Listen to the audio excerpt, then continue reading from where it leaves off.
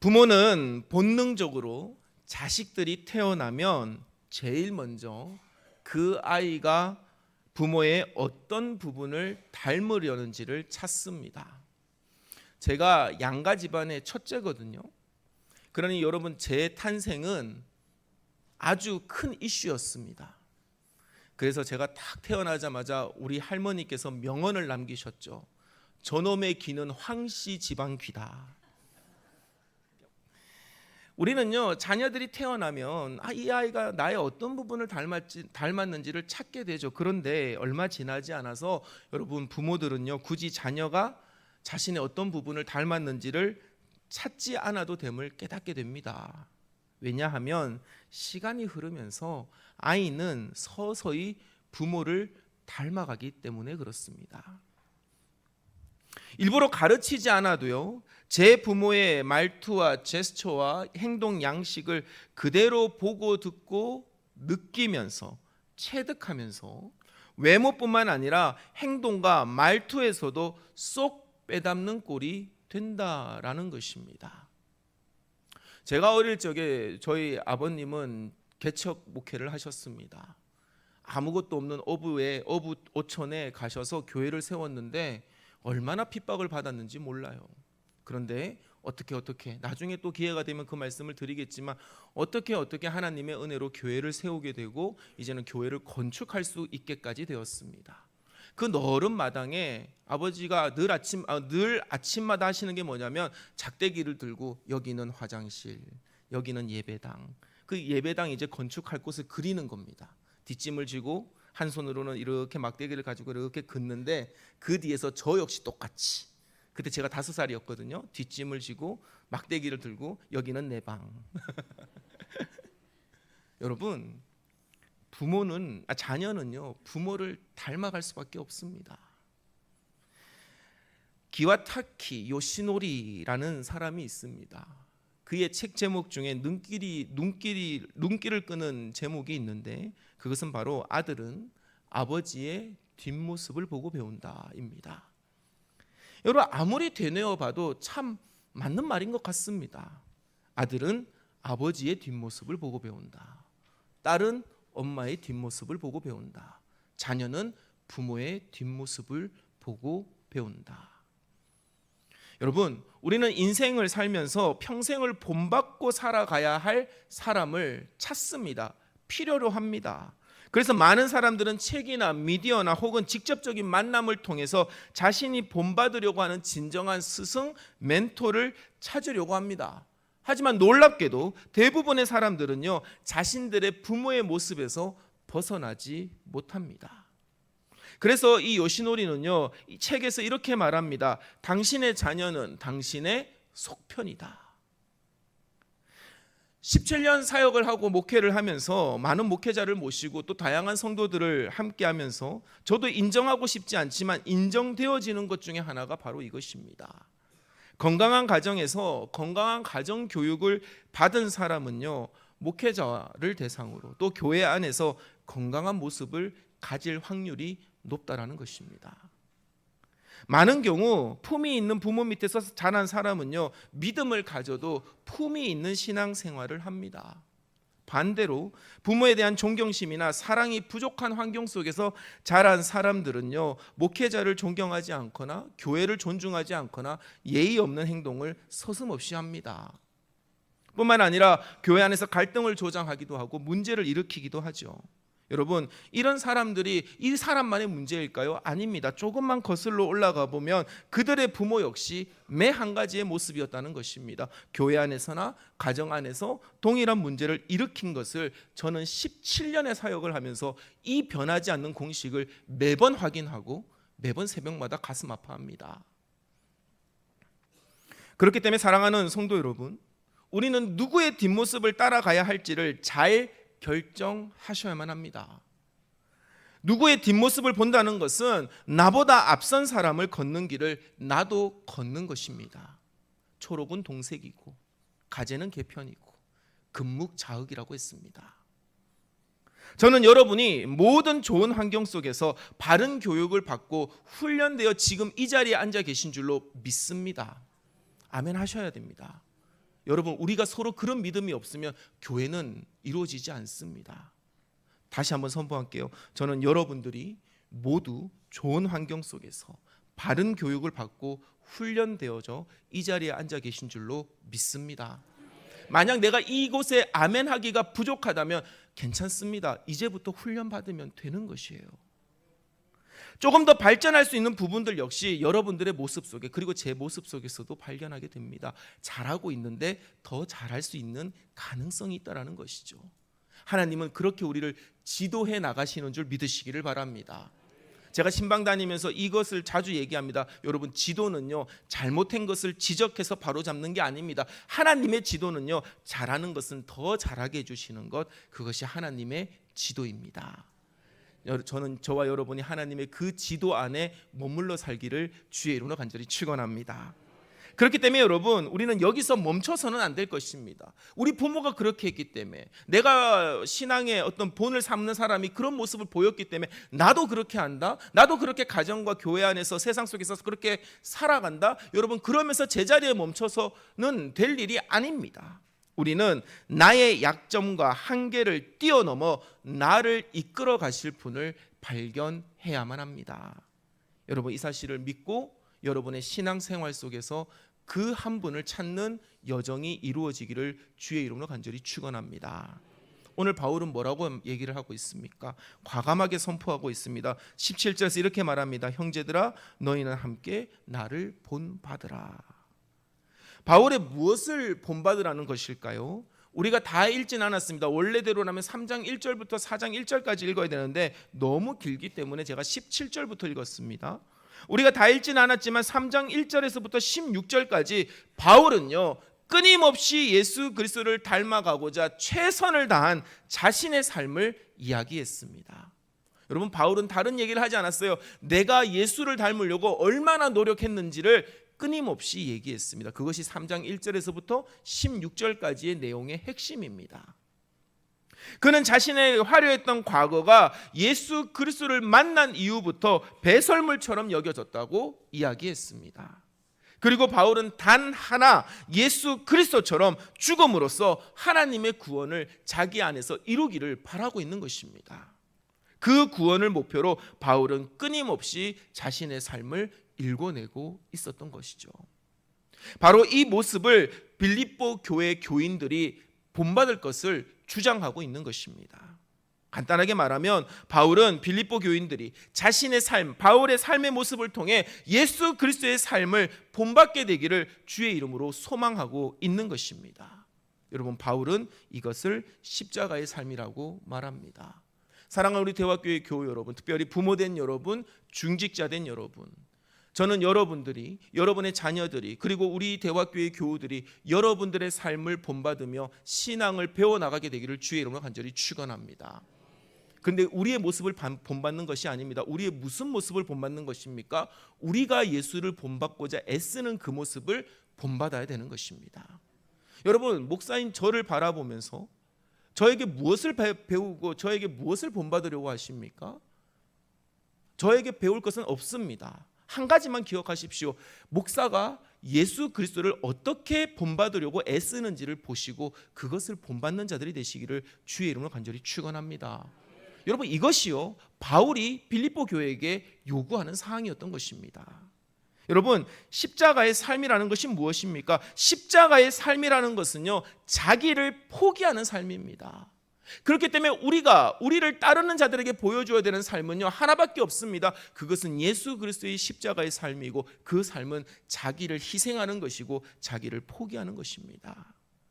바울은 십자가의 삶과 반대되는, 즉 십자가의 원수로 살아가는 삶을 우리에게 보여주면서 역설적으로 십자가의 삶이 무엇인지를 우리에게 일러주고 있는 것이죠.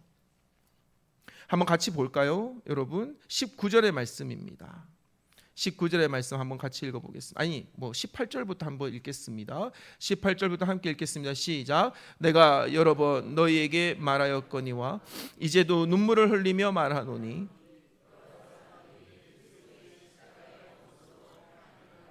그들의 마침은 멸망이요 그들의 신은 패요 그 영광은 그들의 부끄러움에 있고 땅의 일을 생각하는 자라. 아멘. 십자가의 삶을 명확하게 보여주기 위해서 대비되는 십자가의 원수들의 삶을 보여주고 있습니다. 십자가를 지기 싫어하는 자들의 삶의 특징이 무엇입니까? 철저히 자기 중심적인 삶입니다. 본문은 이러한 자들에게 있어서 신은, God은 자신들의 배부름이라고 말하고 있습니다. 여기서 말하는 여러분 그들의 신은 배요 할 때 그 배는요, 여러분 이 배를 말하는 것입니다. 내 배 배부르면 끝이라는 거예요. 자기가 만족하면 되는 모든 것이 허용되는 그 삶을 살아가는 것입니다. 철저히 자기 기준으로 자기의 만족이 되면 모든 것을 허용하는 그와 같은 삶을 말하고 있는 것이에요. 여러분 이것만큼 무서운 삶이 없습니다. 성경은 끊임없이 죄를 뭐라고 말하고 있습니까? 자기 중심, 하나님의 자리에 자기를 두고 자기의 만족을 추구하는 것을 죄라고 말하고 있습니다.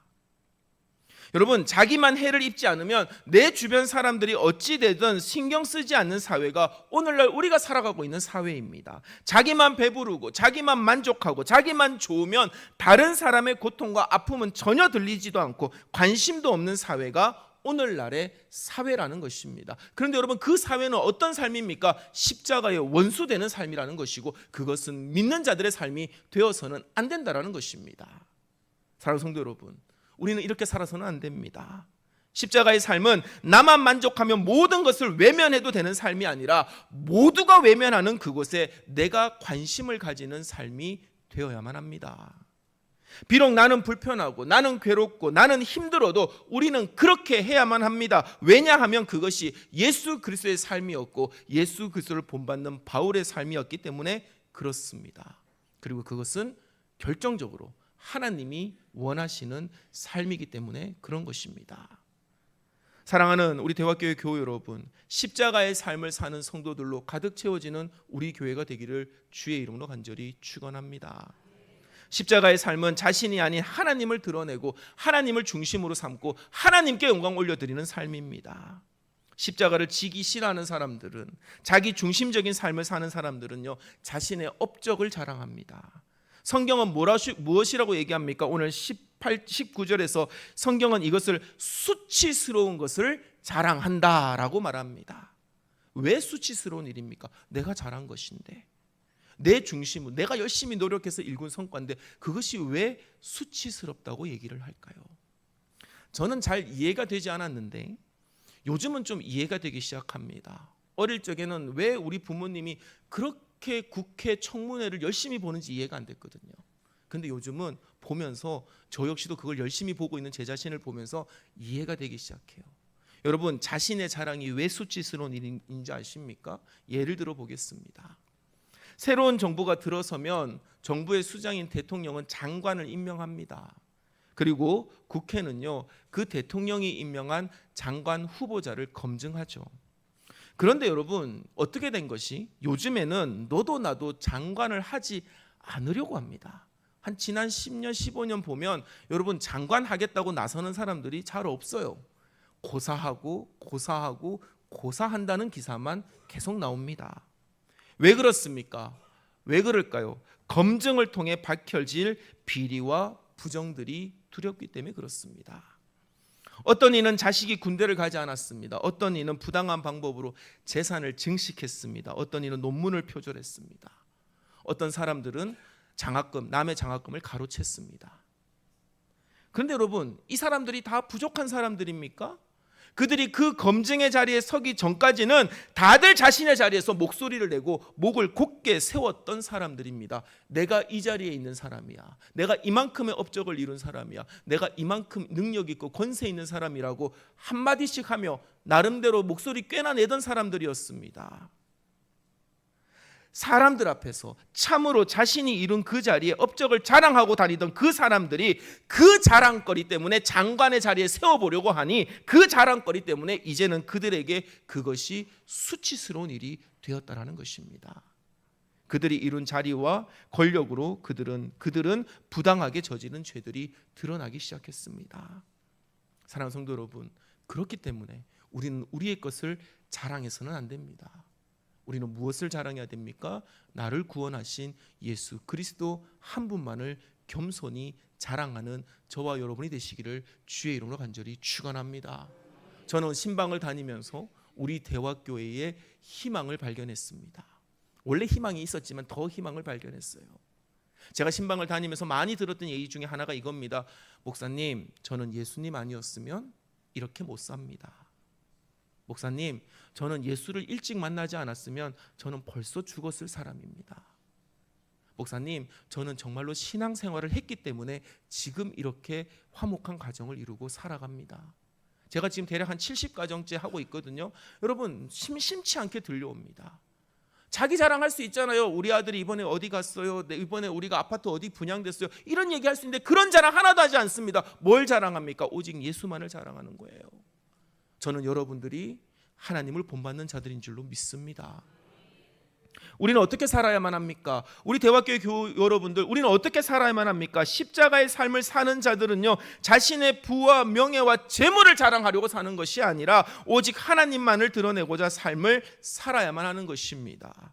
하나님을 두려워하는 자들은 자신의 영광이 하나님의 영광을 가릴까 봐 두려워해야만 합니다. 이러한 모습으로 삶의 매 순간순간을 걸어가는 자들은 온전한 그리스도의 길을 걷고 있는 사람들이고, 바울이 나를 본받으라고 말했던 것처럼 그 본을 받아 신앙생활을 건강하게 하는 사람들이라는 사실입니다. 그렇기 때문에 사랑하는 우리 대화교회 교회 여러분, 오늘 바울은 우리에게 이렇게 말하고 있습니다. 우리의 시민권은 하늘에 있습니다 라고 말하고 있습니다. 거기로부터 우리는 예수 그리스도를 기다립니다. 그분의 삶을 본받고자 우리는 노력해야만 합니다. 여러분, 우리의 시민권은 하늘에 있습니다. 하늘에 속한 자와 같이 살아가시기를 주의 이름으로 간절히 축원합니다. 땅의 사람들처럼 살지 마십시오.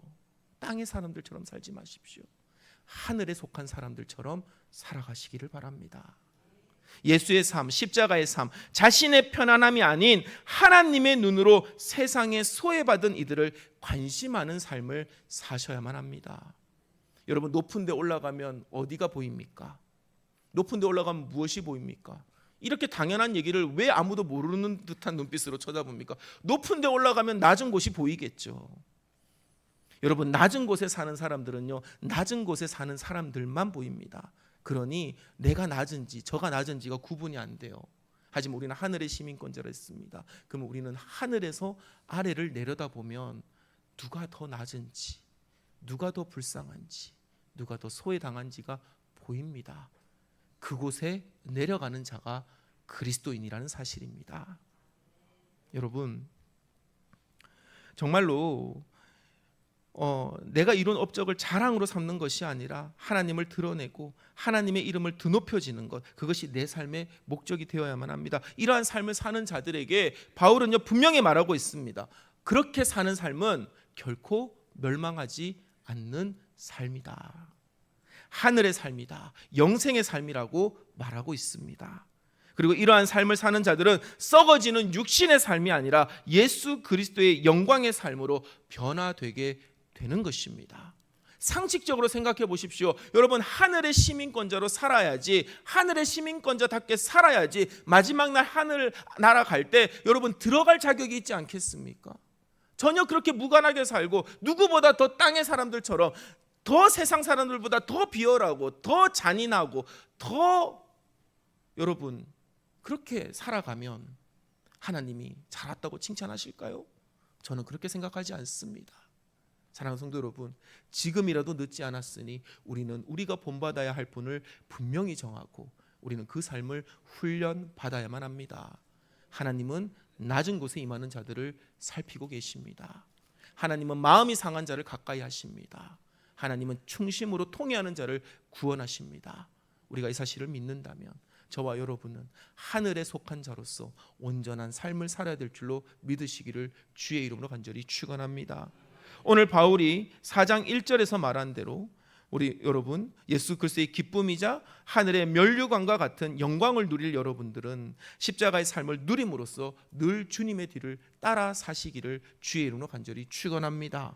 여러분, 4장 1절 말씀 한번 같이 읽어볼까요? 4장 1절은 결론과도 같은 말씀입니다. 우리 함께 읽겠습니다. 시작. 그러므로 나의 사랑하고 사모하는 형제들, 나의 기쁨이요 면류관인 사랑하는 자들아, 이와 같이 주 안에 서라라고 말하고 있습니다.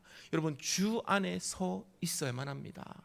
여러분들은 지금 어디에 서 계십니까?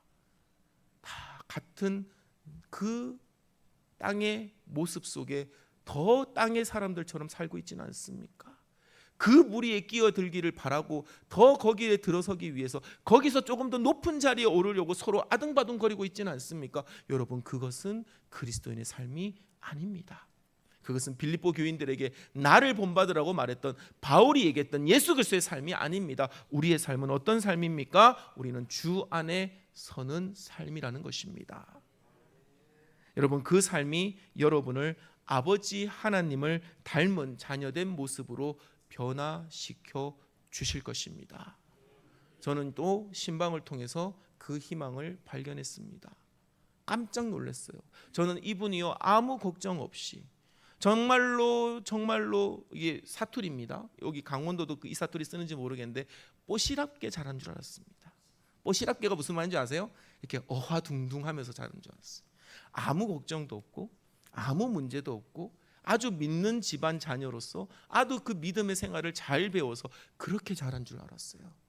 그런데 신방을 통해서 얘기를 들어보니 그것이 아니었습니다. 누구보다 아팠고 누구보다 수치를 당했고 누구보다 외면당했고 누구보다 가슴 아프게 살았어요. 말하지 않으면 몰랐을 것입니다. 그런데 그 말을 듣고 보니 눈물이 왈칵 나더라고요. 왜요? 예수님을 본받으려고 애를 썼겠구나. 정말로 우리가 아버지의 등 뒤를 넘어설 수 없는데, 우리가 우리의 살아온 환경을 극복할 수 없는데 저는 말씀 붙들고 몸부림치며 그렇게 살았구나. 그래서 지금 누가 봐도 본받을 만한 신앙의 본이 되었구나. 사랑하는 성도 여러분, 우리는 변화될 수 있습니다. 우리는 예수 그리스도를 닮을 수 있습니다. 우리는 하나님 아버지를 닮을 수 있습니다. 여러분의 삶의 환경이 어떠했든, 여러분의 삶의 백그라운드가 어떻게 되었든, 여러분의 삶의 히스토리가 무엇이었든지 간에 여러분 예수 그리스도를 본받는 삶을 사십시오. 여러분의 삶은 하늘의 시민권자로 살아가게 될 것입니다. 하나님의 자녀된 여러분의 삶을 통하여 다른 이들이 여러분을 또한 닮아가면서 예수 그리스도의 십자가의 삶에 동참하게 될 것입니다. 이 놀랍고도 아름답고도 복된 인생이 오늘 이 예배에 참여한 저와 여러분의 인생이 되기를 우리 주 예수 그리스도의 이름으로 간절히 축원합니다.